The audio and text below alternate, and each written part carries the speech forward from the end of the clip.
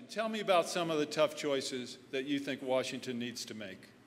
Well, it's popular, I think, for lots of politicians to propose ending the tax breaks that go to companies that ship jobs overseas. This is not a new proposal. The truth is those companies are able to maintain those tax breaks in part because they've succeeded in bankrolling the committees in Congress that make tax decisions. That's part of the problem. And the Supreme Court, of course, just made that problem a lot worse by turning, magically, corporations into people and endowing them with the same rights of human beings so that they'll be able to chill the appetite of any member of Congress to try to take on those tough issues. Healthcare is a key cost driver in this budget. I mentioned earlier we're spending twice as much, about $7,500 if you include premiums and taxes and out-of-pocket expenses, $7,500 for every man, woman, and child, twice the rate of our competitors. That'd be fine, perhaps, if we could afford it, and if the outcomes we got in return were twice as good.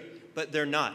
Our life expectancies aren't longer, our infant mortality rates aren't lower, we're not recovering more quickly from diseases, we're just leading the world in spending. And that's why I think it is so important for us to break this death grip the insurance companies have put on Washington and begin to pursue fundamental insurance reform.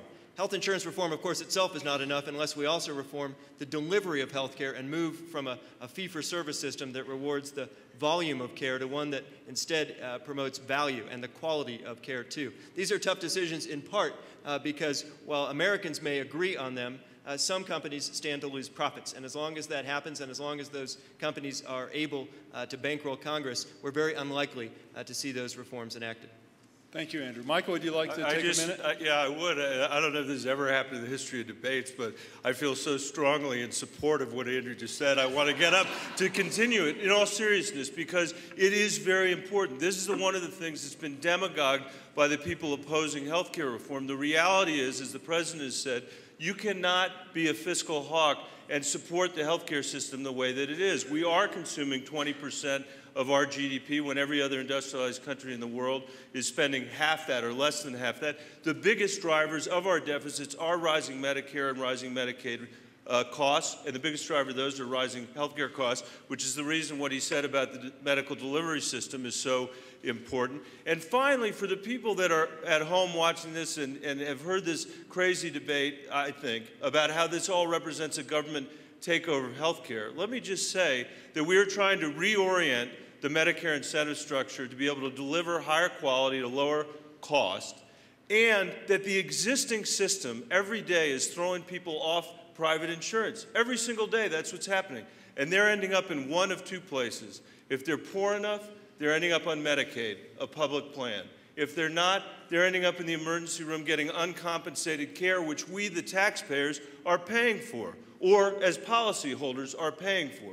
So in my view, it's the other side that's doing this big government takeover of healthcare. They're just doing it in the most expensive and least intentional way possible. We can do much better than that. And Andrew's last point also, $12 billion was the profits that the insurance companies made last year, and they still managed to drop 2.3 million Americans from the insurance rolls.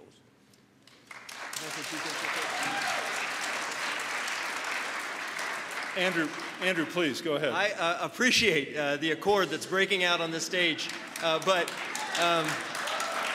I welcome you to join our team, but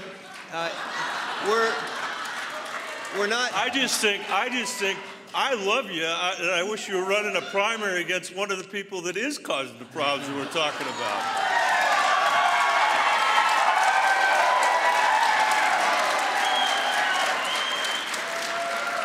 Okay, I enjoy the point I'm trying to make here is this. We're electing not just a speechmaker, but a senator. And it's important, I think, to lead by example. If you agree with me, then join me. You and I tonight can become the first two candidates in a primary in America to turn down the special interest dollars that are corrupting Congress. Will you do that? Okay. Well, we're gonna run out of time. We only have about 10 minutes left. So let's make sure the candidates get it. I'm trying, Aaron. He asked me do you want to go ahead and respond to that? The question. Listen, I appreciate your perspective on this, Andrew. I really do. And I think it's genuine. And I think you did a great job as Speaker of the House. And I know that you collected a lot of PAC money while you were Speaker of the House. I know you had your own PAC. I didn't even know you could have your own PAC.